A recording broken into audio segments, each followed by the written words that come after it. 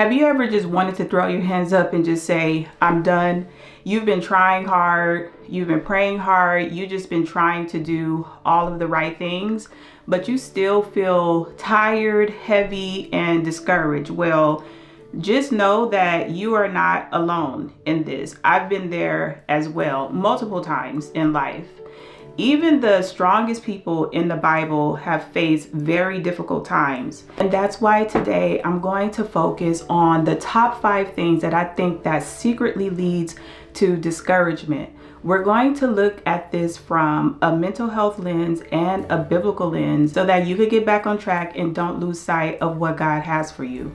It's okay to admire others from afar. You admire their success. However, when you find yourself constantly comparing yourself to others, you start to lose sight of your own unique journey, to lose sight of what God has for you and how God wants to use you for good in the world. Psalm 139:13-16 reminds us of this truth. For you created my inmost being. You knit me together in my mother's womb. I praise you because I am fearfully and wonderfully made. When you read that, you realize that the comparison has to stop because God made you in a unique way to deliver your gifts and your talents just the way that He intended you to do. And if you don't do that, then you run the risk of missing out on your whole plot. You run the risk of missing out on the blessings that God specifically has for you. If you constantly get caught up in the comparison trap, you're going to always feel discouraged because you're going to always be reaching and trying to grab for somebody else's life and somebody else's success when you have your own. Society teaches us to do more, be more, and have more. But to what degree, to what measure, to somebody else's? What's comfortable for you? What is your idea of success? Be careful to not fall into the trap of comparing your life against somebody's highlight reel on social media. Remember, there's a long road ahead of you, so make sure that you're focusing your time and your energy into building a life of peace for yourself in the future instead of trying to reach and grab for somebody else's in the present. Number 2 is negative feedback. We can always get distracted by what people say and how people say it. You guys remember that phrase, sticks and stones may break my bones, but words will never hurt me? Well, that's wrong because words can hurt you. Proverbs 18:21 tells us that the tongue has the power of life and death, and those who love it will eat its fruit. So if you speak life, encouragement, and truth, you'll always eat of the fruit of having strong relationships. But if you speak death, gossip, and lies, well, you'll eat of the fruit of chaos, confusion, and torment. Trust me, you guys, negative feedback can come from harsh criticism, coercion, manipulation, gaslighting. It's just downright emotional abuse. This type of behavior, it could come from enemies, friends, co-workers, even family members, sad to say. Often people do this because of their own fears and their own jealousy. They feel discouraged in life. They see you shining, they see you glowing, and they feel discouraged because they don't have a sense of that. So what they'll do is just displace their energy onto you. And in this case, it's a them problem, not a you problem. So call out the negativity, set boundaries, but make sure that you hold space for positive people. And be aware, negative feedback can come from the spirit realm as well. Remember that we all have a calling on our life. So unfortunately, the devil is always out to get us.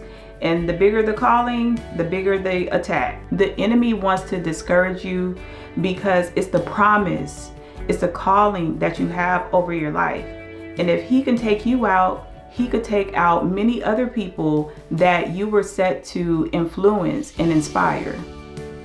As 1 Peter 5:8 says, be alert and of sober mind. Your enemy, the devil, prowls around like a roaring lion, looking for someone to devour. If you are the Son of God, throw yourself down from here. It is written, "You shall not put the Lord your God to the test." Listen, he tried to manipulate Jesus in the wilderness. So what makes you think he won't try to get at you? He'll try to do everything to distract you and exploit your insecurities. So just be alert. Number 3 is fatigue, burnout, and feeling overwhelmed. Listen, we're going to get tired. We're human, especially when we're out here chasing our goals and trying to unlock new levels. That takes time, energy, courage, motivation, drive. It takes a lot. Now listen, it is a such thing as going too hard, so you have to take a break, because if you don't stop, you're going to wear yourself out, and you're going to wear yourself out before you could even get to the finish line. Once you start thinking things like, oh my God, this is useless, I might as well give up, you find yourself not even wanting to, get up out of the bed and just go for it anymore. You're losing your spark, right? So just know that when that does happen, when you start to see that, baby, that's fatigue, then that's burnout. So you better go lie down somewhere. It kills your drive and your consistency. So take a break. And while you're on that break, don't forget to pull out your journal, lie down in bed, start to reflect and think about your small wins, because that's what helps to inspire you again. Remember Psalm 23. He makes me lie down in green pastures. He refreshes my soul. In Psalm 46:10, be still and know that I am God. Number 4 is unrealistic expectations. Please know that you will not be able to control everything. You can't control every outcome. So sometimes you just have to relax, just breathe, and just know, or give yourself grace in knowing that there is going to always be some little small margin of error, and that's okay. Margin of error is okay. And because there's always going to be some inconsistency or some margin of error or something like that, and it doesn't all connect and, come in the way that you want it to, I highly recommend developing SMART goals for yourself. SMART goals are goals that are specific, measurable, attainable, realistic, and time-bound. These are the types of goals that I talk about in my other video, the top 5 ways on how to start your personal growth journey. I recommend that you take a look at that video so you can get an understanding of SMART goals and other ways in how you can continue to develop yourself on your personal growth journey. So when you develop SMART goals, they help you stay locked in, because everyone is going to get a little bit discouraged along the way. So SMART goals makes it a little bit easier for you to make sure that your goals are tangible and that you can view your success over a period of time. And I get it, setbacks interrupts things. It just does. And these are some of the ways that I deal with setbacks. I acknowledge what I can learn during the delay, reflect on mistakes that I have made, and I continue to work, because baby, when God comes back around and he opens that door of opportunity again, I'm gonna be ready. God's timing is so divine. It is so impeccable. It is something that goes beyond human understanding. You are not able to comprehend God's timing. And because of that, you have to be patient and you have to be still, and you just gotta let God cook, because your setback really ultimately can be your biggest comeback. Just look at Apostle Paul. He suffered an immense amount of pressure in his mission to lead Christianity into a universal religion. A person who persecuted Christians, unlikely person that you think God would use, but God, he doesn't care. He will use the most unlikely person to carry out an amazing, huge mission. Saul, why do you persecute me? Who are you, Lord? Do not listen to these men who promise you salvation through material gain. They are empty vessels, seeking only power. Help me. Somebody help me!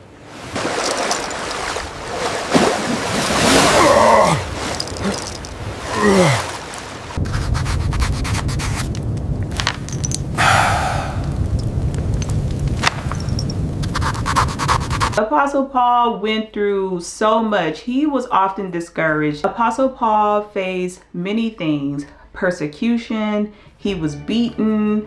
Oftentimes there were a couple of shipwrecks he went through as well during his missionaries, and he still did not give up. He fulfilled his purpose until the day that he died. So if God can use Paul, and if Paul could get through all of the things that he got through, he could definitely use you, and you can definitely conquer your setbacks. And this brings us to number 5, lack of purpose and idleness. Not feeling clear on your purpose can feel very debilitating. Trust me, I know it. I didn't know my purpose right away. Maybe I'll share that with you guys in another video, but I didn't know my purpose right away in life.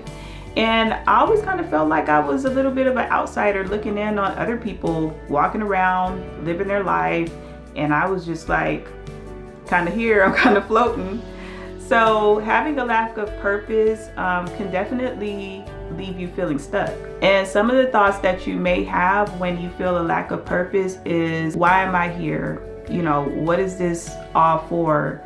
You know, how am I a part of all this? You start to feel like you're not, you know, included in the fabric of society, and you're just a person on the outside just looking in.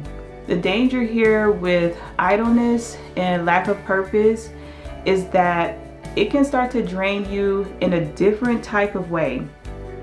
Idleness is basically laziness. It's a spiritual laziness. And that spiritual laziness, I mean, it often just leads to boredom. And when you're too idle, this leads you to doing things that you know that you should not get yourself involved in. Proverbs 10:4 says, lazy hands make for poverty, but diligent hands bring wealth. So get busy becoming more aware of who you are. There's plenty of people out there that can help you along the way in this life's journey. There's counselors, pastors, guidance counselors. You know, if you're still in school, you have career counselors, student centers, there's people, professors, there's people all around you that you can talk to that can help you. So use them as a guide. In the description, what I'll do is I'll go ahead and post 2 tests that I've used when I was in college to help me figure out things. It's a personality test. And in both tests, it helps you to think about how your personality may match up to your career goals or, you know, your career interests. As Mark Twain said, there are 2 important days in your life: the day that you were born and the day that you find out why. So baby, you only get one life. Make it count. Why not? You're here, you might as well. Listen, my name is Ashley. I've been a therapist here in Georgia for the past 12 years, and I'm so excited to always help people on their personal growth journey. It is my primary focus and practice. I pray that these top 5 things, that these sneaky little things that lead to discouragement, do some insight. And if you want more content on mental health and faith, please like, comment, subscribe, and share this video with somebody that you think will be interested in it. And until next time, I'll see you in the next video.